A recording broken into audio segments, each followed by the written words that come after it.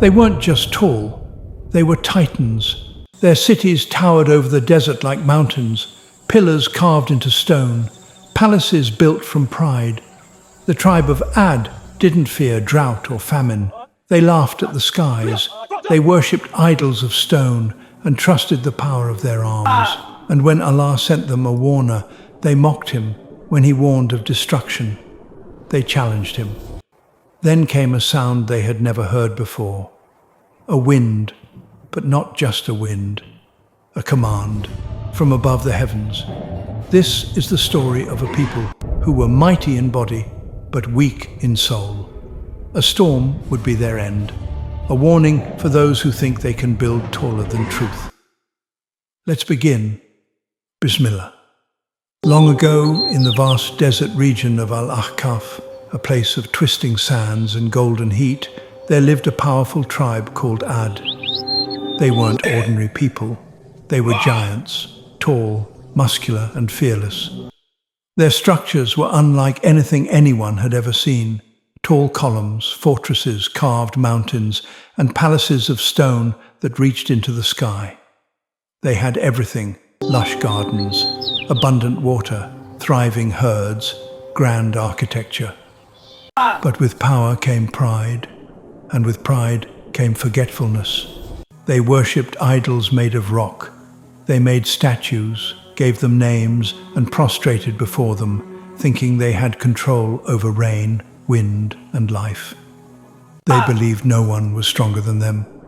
A man rises among them, Hūd, ʿalayhi as-salām. From among them rose a man, kind, wise, and just, one of their own. Hūd, ʿalayhi as-salām, was chosen by Allah, Subḥānahu wa Taʿālā, to call them back to truth.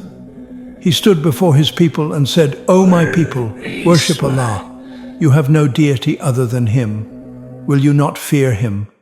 Surah Hūd, 1150. He reminded them, Allah is your true Lord. These idols cannot hear or help.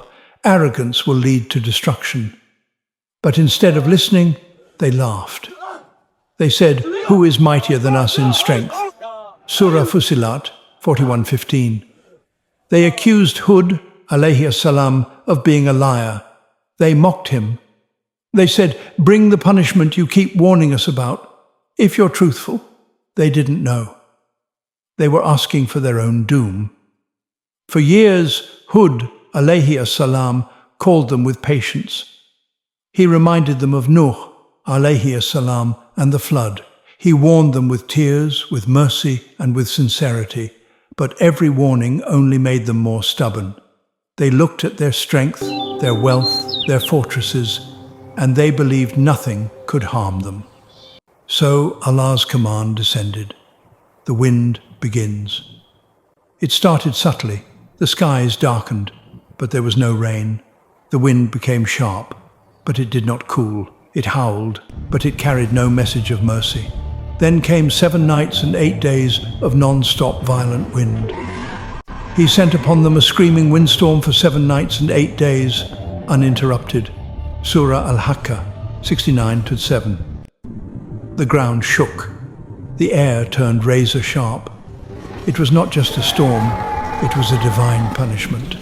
The same desert that once gave them fruit now buried them beneath sand. The mighty buildings crumbled. The statues they worshipped shattered, and the giants were lifted and thrown like dry sticks. You would see the people fallen as if they were hollow trunks of palm trees. Surah Al-Haqqah, 69:7. Only one group survived, only the small group who believed in Hūd, ዐalayhi as-salām. Those who held on to tawheed were saved. They were taken away before the punishment came, and when the storm ended, there was no one left in the city of Ad but dust and silence. The story of Ad wasn't told to entertain, it was told to warn. And we had certainly established them in such as we have not established you, and we made for them hearing and vision and hearts. But their hearing and vision and hearts availed them not, because they were rejecting the signs of Allah. Surah Al-Haqqah, 46:26. Strength doesn't save you. Technology doesn't protect you. What matters is obedience, humility, and belief in the truth. If a people as strong as Ad were destroyed, what about us, with our fragile lives and short breaths? Let this story shake our arrogance. Let it bring us back to tawheed. Let it remind us, follow the truth, even if the world laughs. Share this powerful story. Subscribe for more true stories from the Qur'an, and let the world hear the voices of the past before they become the warnings of the future.